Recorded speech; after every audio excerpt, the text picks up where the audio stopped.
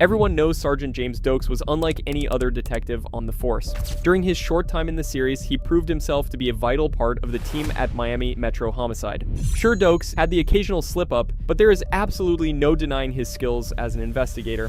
Today, let's take a look at every time Doakes was a genius detective. One of the first moments that showed Doakes' genius detective skills came during the Walter Monroe case. That was when he started to connect the dots about Dexter, sensing something far darker than he let on. And it all really stemmed from hearing an uncommon saying, "Never jump the fence if you're not willing to face what's on the other side."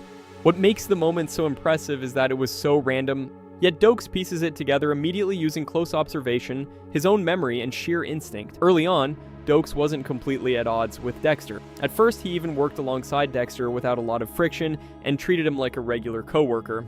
But that dynamic started to change during Doakes' investigation into Walter Monroe.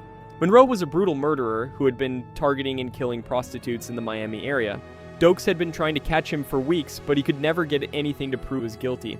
At one crime scene, Dexter walked the team through his blood spatter analysis, describing how the murder probably happened based on the blood spatter. But instead of just presenting the facts clinically, Dexter seemed unusually excited about it all.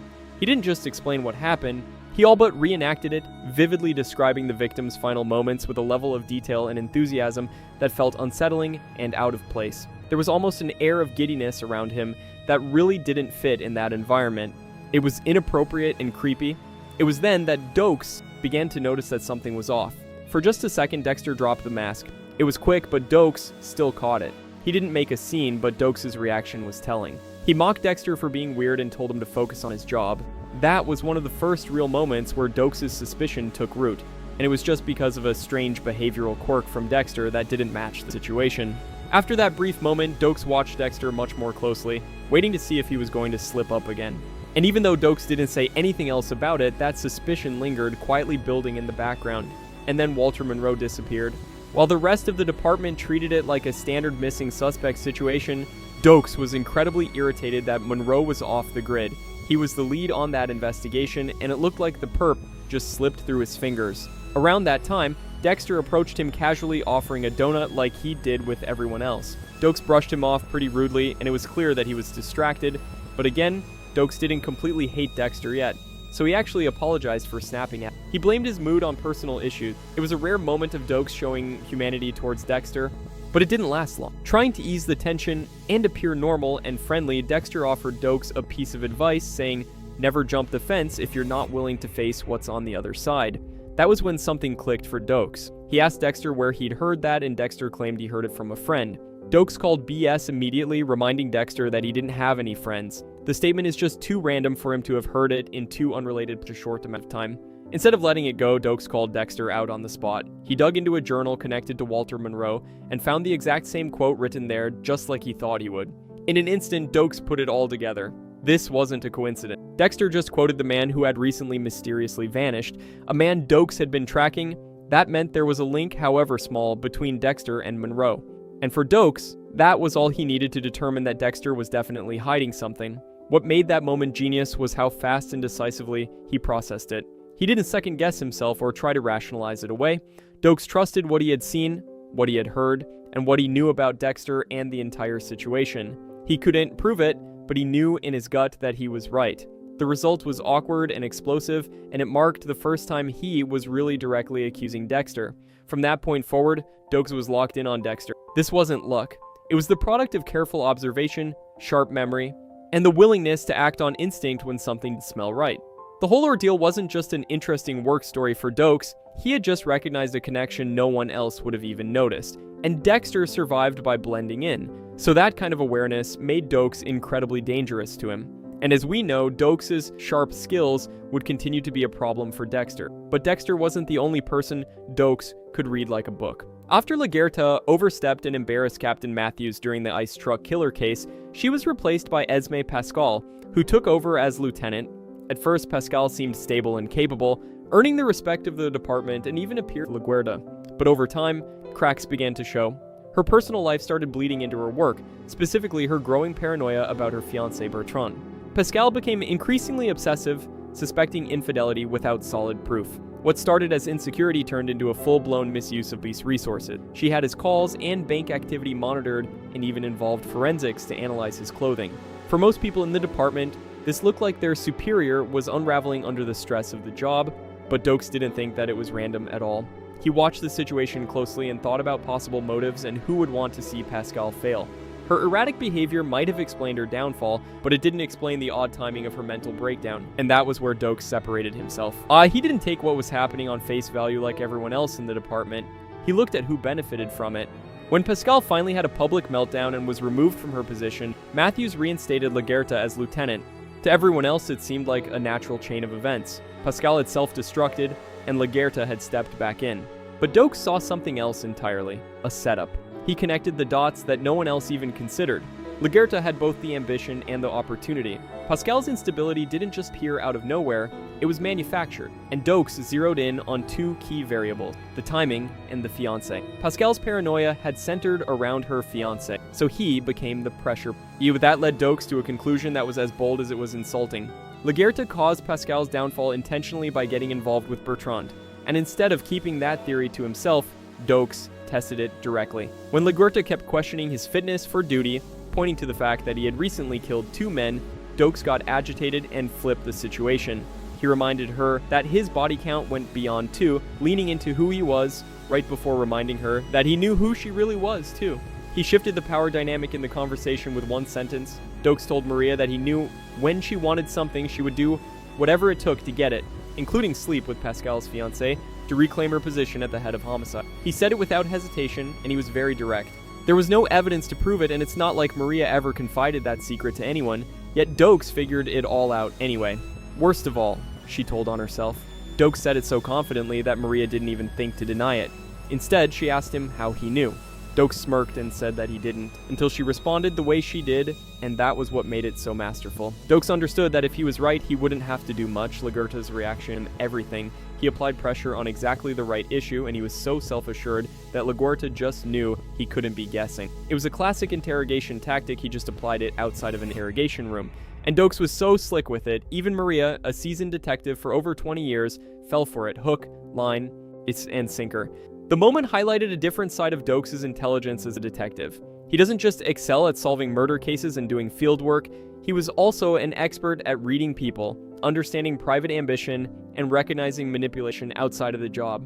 He saw the entire chain of events clearly and identified Maria's role as the puppet master behind it all. Just like that, without any proof, Doakes exposed the truth simply by knowing exactly where to look, and exactly what to say, and exactly how to say it. And his next move showed just how dangerous he could be when instinct and action came together against the right person, solving the Barnes case. Almost single-handedly, Doakes' handling of the Curtis Barnes case once again showed that he was always operating as a top-notch detective, even when it really sucked for him. This was a situation where he basically pieced everything together himself using experience and connections from his time in the military. When the team first arrived at the crime scene for Alicia Barnes, Dexter gave a breakdown of the scene as usual. From what he could tell, the shooter chose to stand in one specific spot in the room and then fired 3 shots in rapid succession at the woman, 2 to the chest and 1 to the head. What stood out to Doakes was the method and precision of the execution. The bullet's entry points were so tight that 2 of the shots appeared to be a single hole. When Dexter explained that part, everything clicked for Doakes, and he knew exactly what it meant. So Doakes recognized the technique as a Mozambique drill, also known as a triple tap, a highly specialized kill method used by elite military personnel. Something like that is very difficult to pull off, and it wasn't common knowledge. It was something you would only recognize if you had lived it. Right away, that decided the entire direction of the case. This wasn't a random act of violence or a robbery gone wrong. Her murder looked like a professional hit performed by someone with advanced combat training. Given his expertise in that area, Maria assigned Doakes lead on the case, and he immediately started building the profile in real time. He scanned the environment and noticed details others might have overlooked, photos placing Curtis Barnes in conflict zones like Somalia and Afghanistan, right along with weapons and artifacts that suggested a deep military background. These were more than home decor at that point. They were relevant clues to what may have happened in that home. Doakes understood exactly what kind of man they were dealing with, and more importantly, how dangerous. As soon as he knew what he was looking at in this case, Doakes took control. He reached out to his own network, contacting someone he knew from his time in Special Ops to confirm Barnes' status and location. This was where his past became a major advantage. Learning that Barnes was still in Miami and that they had both served in the same elite unit gave Doakes a unique edge. It was easier for him to track his suspect than any other detective on the force because he knew how someone like Barnes would be thinking. Sure, Dexter pointed out how skilled the shooter was, pointing out that all 3 shots were executed in under a second, but it was Doakes who knew how to act on that information. He arranged a meeting through a military contact expecting to speak with someone from Barnes' unit. Instead, Barnes himself showed up. This was where Doakes truly separated himself as a good cop.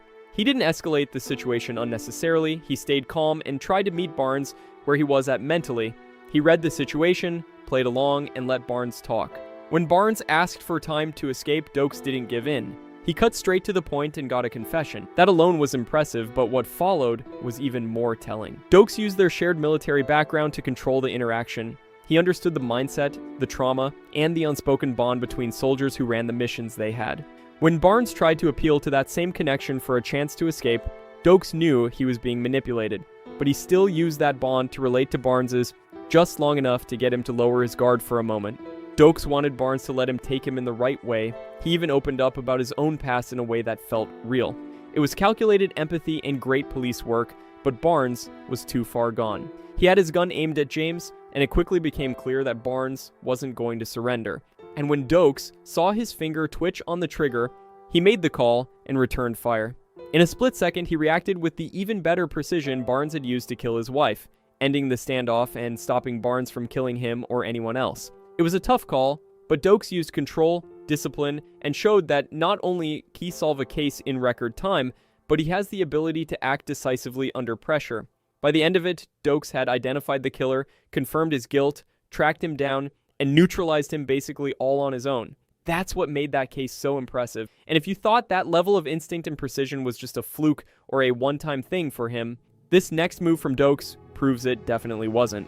Helping break the ice truck killer case, Doakes proved yet again that he was a top-tier detective during the ice truck killer investigation. He didn't solve this one alone, but the way he navigated it highlighted so many of his detective skills. While others got caught up in politics, distracted by convenient answers, and became shaky under all the public pressure, Doakes stayed grounded. He paid attention to everything, trusted his instincts, and adjusted his tactics when necessary. One of the best examples of this came after they rescued Tony Tucci.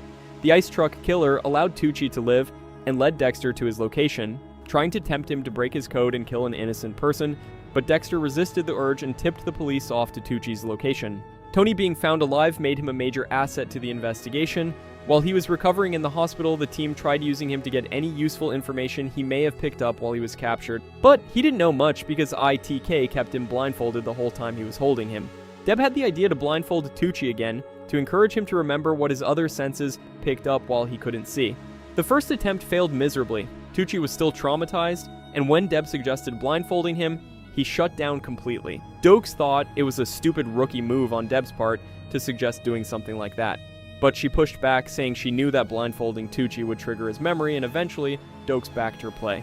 That decision showed two things about Doakes. He trusted his team, and he stayed flexible. He didn't let ego get in the way of progress. Those are skills any smart detective needs to have, and the call paid off. During the second go at it, Tony remembered that the killer was always sucking on throat lozenges. He remembered hearing the wrappers crinkle, and he could tell from the smell of the killer's breath when he talked about what he had in his mouth. Tucci's memory led them to actually find a discarded lozenge wrapper that carried a partial fingerprint from the killer right at the crime. That was a major clue that blew the case wide open, and it only happened because Doakes was willing to adapt and trust his team instead of shutting down good ideas after one botched. That's what real detective work looks like. Not forcing results, but creating opportunities for them. Then there was the Neil Perry situation. When Miami Metro arrested Perry, trying to close the ITK case as quickly as possible, plenty of people on the force were ready to accept the conclusion and move on. After all, Perry confessed, the media bought it, and Captain Matthews was pushing them to wrap things up. But Doakes wasn't convinced for a second. He interviewed Perry once and immediately saw him for what he really was, a fraud and a looky-loo. Neil Perry wasn't the ice truck killer, he was just some guy who wanted the attention from being linked to the case, not someone actually capable of committing those crimes. Turns out, that instinct was dead on. Doakes understood that real killers don't act like Perry, the behavior didn't match. The details he provided lined up perfectly with what police knew about the crimes, but it still felt wrong to Doakes, and Maria agreed. If the department had listened to them, instead of rushing to accept the easiest conclusion, they would have avoided a lot of embarrassment when Perry later recanted his confession entirely. Once again, Doakes' ability to read people, identify patterns, and understand human psychology at a higher level was on full display. And when the case got more personal, Doakes stayed sharp. When Deb was taken by the real killer, Brian Moser, the situation turned into a race against time. Emotions were high, and the pressure was intense. But Doakes didn't lose focus. He helped track down the final crime scene, working through real estate records and quickly narrowing in on the location where Deb was being held. His ability to stay locked in under pressure played a key role in getting her out alive. Even though Brian ultimately slipped away, Doakes' skills greatly helped push the investigation in a direction that not only eventually led them to the real killer, but ultimately helped them rescue Deb too. He didn't let fear or panic slow him down. He stayed in detective mode, doing what he always did, following the trail step by step until it led somewhere real. That's what made Doakes' work on the ice truck killer case a shining example of his genius. He didn't chase headlines or settle for easy answers. He followed the evidence, trusted his instincts, and supported his team in pivotal ways. Doakes consistently showed that he can expertly handle even the most high-profile cases. And once the case was over, it was that same expertise that told him he needed to focus a lot more closely on Dexter Morgan. With the ice truck killer dead, Deb was safe, and the city finally had some closure. The rest of Miami Metro moved on, but Doakes didn't. If anything, that case only sharpened his instincts, and all of his instincts were pointing in one direction, right at Dexter. Doakes always knew something didn't sit right about him, but the ice truck killer case made it impossible for him to ignore.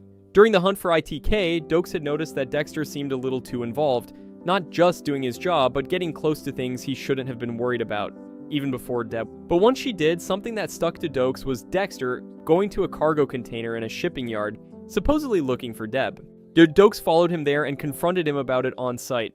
It just didn't make sense. Dexter wasn't a cop or a detective, yet he was out there chasing obscure leads like he had inside knowledge. That wasn't normal, and Doakes didn't brush it off. He also clocked something off about how Dexter handled a critical situation with Rudy. Dexter figured out that Rudy was the one who attacked Batista before everyone else, and Doakes picked up on that fast. He pressed Dexter about what he knew, exposed him for getting secret blood tests done at night in the lab, eventually pushing him until he had no choice but to admit it in front of LaGuerta that he knew Rudy was the one who stabbed Amy. That moment confirmed everything Doakes already knew. Dexter wasn't just along for the ride or worried about his sister. He knew things. He was trying to approach the case privately for some reason, and most importantly, he was lying about it. Doakes locked onto those weird decisions, and when the case ended, instead of letting it go, he locked in on Dexter, determined to find out what he was so desperate to hide from everyone. And he didn't half-ass it. Doakes began building a full picture of Dexter's life piece by piece, looking into his past as deeply as he could. He knew what classes Dexter took in college. He knew that he randomly got into blood work despite originally on track for medical school. He knew where he went after work and what time he woke up in the morning. He started tailing Dexter, watching his routines, and learning how he moved when he thought no one was paying attention. Doakes didn't let Dexter out of his sight. He knew everywhere Dexter went, when he left, how he spent his nights and his days off. He even picked up on the small details like which day of the week Dexter had pizza nights with Rita and the kids. Doakes even dug into Dexter's finances. On the surface, it all looked normal, but to Doakes, it looked too normal. It was all too clean. It looked like Dexter was trying to maintain a perfect image more than he was just trying to live a full life. Overall, his strangely rigid consistency didn't make Doakes trust Dexter more, it just made him more suspicious. Doakes understood that if Dexter was hiding something serious, it wouldn't be sloppy. It would be buried underneath all of that routine and discipline. He didn't rush to accuse him. He didn't go to anyone with half-backed theories or wild claims. He kept digging, and he kept it to himself. Every piece of information he gathered made the picture clearer. Around this time, Doakes also picked up on something strange inside Dexter's lab.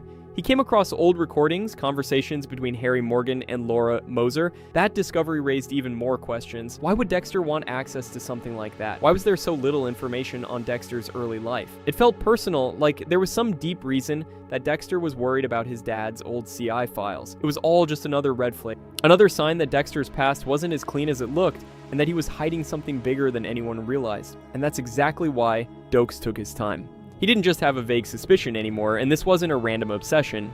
It was the slow, strategic dissection of a person he believed was truly dangerous. And deep down, he knew he was right. No matter what Dexter was hiding, Doakes knew he wasn't dealing with a run-of-the-mill suspect. And by the time things hit the fan, when Doakes got suspended and had to go off the books to continue his investigation, he already had almost everything he needed. He knew Dexter's habits and patterns, but most importantly, after Dexter set him up and headbutt him, he knew without a shadow of a doubt that he had been right all along about Dexter being a liar and a creep. That's what made him so decisive with his next move. Doakes was done guessing. He was ready to catch Dexter in the act and put the issue to bed once and for all. And he was the most skilled detective for the job. Was relentless in his mission to uncover Dexter's secrets. Everyone else may have believed that Dexter was nice and normal, but Doakes was relying on his instincts and he was willing to go where others wouldn't. While Miami Metro got tangled up in the FBI's search for the Bay Harbor butcher, Doakes kept his eyes trained on Dexter no matter what anyone else said. Nothing would stop him from finding the truth. Most people probably would have stopped bothering Dexter after they got suspended from their job for it. That's what Dexter was hoping Doakes would do anyway, but it didn't work out that way. Instead, Doakes used his suspension to look into Dexter even further, and at that point, after the whole headbutting incident, Doakes was officially pissed. He made a bold move. He broke into Dexter's apartment and searched it top to bottom. Eventually, he found the hidden spot in the air conditioning unit where the box of blood slides Dexter had collected from his victims was stashed. Sloppier detectives probably would have run the slides to the authorities immediately, but Doakes knew that wouldn't work. He got the slides by breaking and entering. That would make the evidence useless under the fruit of the poisonous tree doctrine. Any evidence obtained through illegal means would be thrown out by a judge, even something as damning as those trophies. Doakes wanted to get independent analysis of the slides to confirm that they matched the DNA of the butcher's known victims. If he did that quickly enough, so he could maybe get the slides back in place and anonymously tip off the authorities. Once they found the slides in Dexter's possession and tested them for themselves, police could finally bring charges against him that would stick. James would be vindicated and Dexter would be rotting in jail. But before he could do that, the slides were discovered in his car by the FBI, making Doakes the primary suspect in the very case he was on the cusp of solving. Doakes didn't give up. He doubled down, determined more than ever to prove that Dexter was the killer, if for no other reason, to clear his own name from the suspect list. The most impressive move from Doakes was putting a tracker on Dexter's boat and following him without Dexter ever figuring it out. If Dexter was the butcher, Doakes knew he would need to use his boat to dispose of his victims' bodies. After all of the butcher's original victims were found on the ocean floor miles out from the shore, and he knew that if he kept following Dexter, he would catch him slipping sooner or later.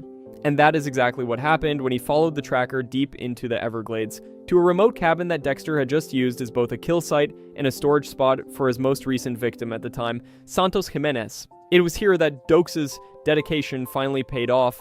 He watched from the shadows as Dexter loaded bags of body parts onto his boat just the way authorities believed the butcher would have. He waited until he saw Dexter committing the act with his own eyes, and then he finally confronted him, each gun drawn and ready to take him in. When Doakes caught Dexter loading that body, it finally all felt worth it. Months of careful observation, thinking ahead, risking his job, his relationships, and even his life tracking a dangerous killer, it was all about to pay off. He had discovered the patterns, tracked down physical evidence, and picked up on telling behavior that no one else even noticed from Dexter. And even when people called him crazy, he followed his gut. And this had nothing to do with luck. It was 100% skill, from finding the blood slides, to tracking Dexter's boat, to finally catching him in the act. Doakes had proven himself to be a detective who was as gritty as he was brilliant. And that famous confrontation with Dexter on the pier was the only logical conclusion after everything Doakes found out. Unfortunately, it also set the stage for what came next, the intense psychological battle inside that Everglades cabin where Doakes would soon find himself trapped. And once he was in that cabin, he used every ounce of his genius to stay alive just a little longer, at least long enough to force Dexter to reveal himself fully and confront the truth of what he was. Biding his time in the cabin, Doakes proved he was more than just an aggressive, instinct-driven cop during his time in the Everglades cabin. While he was locked up, he showed a level of psychological intelligence that was nothing short of genius. Stripped of his badge, his gun, and any real leverage, Doakes was placed in the worst possible position. Trapped, isolated, and at the mercy of a calculated serial killer. And yet, even in that situation, he didn't panic or shut down. Instead, he adapted. What followed was one of the clearest demonstrations of just how good he really was. The first thing Doakes understood was the reality of his situation. He wasn't dealing with a typical criminal. Dexter wasn't impulsive, emotional, or sloppy. He was controlled, methodical, and thoughtful. And he was incredibly dangerous in the physical. That meant brute force and empty threats weren't going to work. Doakes couldn't overpower him physically, so he shifted to the only advantage he had left: his possibility of getting inside Dexter's head. When he realized Dexter was hesitant to kill him, Doakes slowed down and started observing everything. He watched how Dexter behaved in the cabin, how he spoke, how he justified his actions, how he carried himself. It didn't take long for Doakes to recognize something crucial. Dexter had a conscience and he needed to justify what he did to himself. He remembered that the Bay Harbor Butcher didn't just go around killing randomly, he only killed criminals. That was the system that allowed him to rationalize all the murder he committed. That realization was key. To most people, that might have just sounded like the self-serving ramblings of a psychopath, but Doakes saw it as an opening. After insulting Dexter outright and directly antagonizing him, Doakes adjusted his approach. He met Dexter where he was. He got Dexter to talk, to defend his actions, to explain why he believed what he was doing was okay. In doing so, Doakes accomplished something incredibly difficult. He slowed Dexter down, because the more Dexter talked, the more thoughtfully he acted. Doakes recognized that Dexter's greatest weakness wasn't physical, it was psychological. For all his control, Dexter needed validation. He needed his actions to be morally acceptable, even if only to himself. And by engaging with that, Doakes created hesitation where there otherwise might not have been any. Dexter knew he couldn't kill Doakes, but he was thinking about it before Doakes started getting in his head. Doakes was right when he said that Dexter had a conscience, not a healthy one that functioned like most people's, but it was still there. The fact that Dexter didn't kill indiscriminately, the fact that he followed a code, the fact that he even bothered explaining himself at all, those were all signs. Doakes picked up on that and used it. In a brilliantly calculated move, Doakes decided not to shame Dexter as a monster, and instead tried appealing to the part of him that still needed rules, the part of him that was human. By framing Dexter's actions as choices rather than inevitabilities, Doakes reinforced the idea that Dexter could choose not to kill him. He forced Dexter to keep the contradiction of his own logic at the front of his mind. If Dexter only killed people who deserved it, then killing Doakes would be wrong. He even had Dexter on the brink of giving up entirely and turning himself in to the authorities. He used what he learned earlier about Dexter's complicated relationship with Harry as a tool. He used everything he could to plant doubt in Dexter's head, and that kept Doakes alive long enough to make his next move. Because throughout the entire ordeal, Doakes never lost sight of the bigger picture, getting out of that cage alive. The whole time he was trying to manipulate Dexter into showing him mercy, he was also constantly looking for other ways out. He studied the cage, the structure of the cabin, and everything that was inside it. He also took note of the timing of Dexter's coming and going. His first attempt to use a discarded cell phone to call for help didn't work out when Dexter found the phone hidden under Doakes' shirt, but he didn't give up. And he didn't waste energy on impossible escapes, he waited for the perfect opportunity. That patience was critical. A less disciplined person might have lashed out too early and gotten themselves killed, but Doakes was smart. He waited, and when the moment came, he acted. While Dexter was away, Doakes used his shirt to cushion his foot and managed to kick a hole in a deteriorated corner of the cage that was just big enough for him to escape through. Another brilliant move showcasing his excellent survival instinct. He had been paying attention the entire time, looking for any weaknesses in his environment that he could exploit. And even after he found it, he waited until just the right moment to use it. That kind of calm situational awareness, especially such extreme stress, is incredibly rare, but not surprising coming from Doakes. And he understood that escape wasn't just about getting out of the cage, it was also about surviving what came next. He stayed focused, controlled, and ready to act depending on how the situation unfolded. Every move he made mattered. What made all of this so impressive was the balance Doakes maintained. He was fighting two fronts at once. Mentally, he was keeping Dexter engaged, delaying his decision-making, and playing off of his need for justification. Physically, he was analyzing his surroundings, conserving energy, and waiting for the right opportunity to break free. That kind of dual approach is what sets him apart. Some people in that situation would have panicked and relied entirely on one flawed strategy or another, but Doakes analyzed all available options, and when he used them, he did it very well. He understood that survival required adaptability and patience just as much as strength and much more than luck. Doakes never lost clarity. Even after hearing Dexter's reasoning, even after understanding the code, Doakes never got manipulated. He didn't sympathize, and he didn't compromise. He understood exactly what Dexter was and refused to accept anything less than the truth, even when he told Dexter the opposite to keep himself alive. That kind of mental resilience, especially when your life is on the line, shows how smart and capable Doakes was, even up to the very end. Make no mistake, Doakes didn't just survive as long as he did by chance, he extended his life by adapting, thinking critically, and exploiting every possible thing at his disposal. He turned a situation that should have been hopeless from the start into a prolonged standoff, buying himself time through his skills and intelligence alone.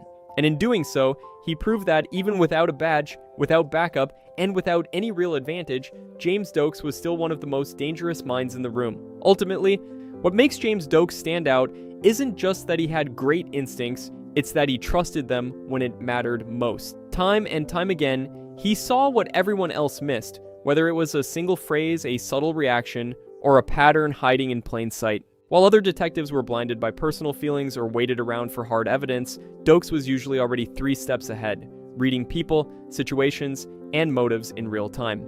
And the scary part is, he was right about almost everything. He clocked Dexter early, he understood the kind of mind he was dealing with, and he never backed down from that truth, even when it cost him his career and ultimately his life. That's what separates him from everyone else at Miami Metro. Doakes didn't need a clean case file to know something was wrong. He just needed that feeling. And he had the skills to back it up. Sure, he had his flaws. He was aggressive, impatient, and sometimes let his emotions get the better of him. But even those flaws came from the same place as his brilliance. He cared about the truth, and he refused to let it slip through his fingers. And when you look back at everything, every case, every call, every instinct, it becomes undeniable. Doakes wasn't just another average cop. As one of the only people who saw Dexter for what he really was, even from a mile away, he was certifiably a GOAT of the Miami Metro Homicide Department. And if things had gone just a little differently, Doakes definitely would have been the one to take Dexter down for good. What's your favorite detective from the late and great Sergeant Doakes? Drop a comment letting us know. And if you liked this one, check out our breakdown of why Dexter vs. Quinn isn't even close. It would be a genius move on your part to go ahead and slash that subscribe button. Thanks for watching, and as always, I'll see you in the next one.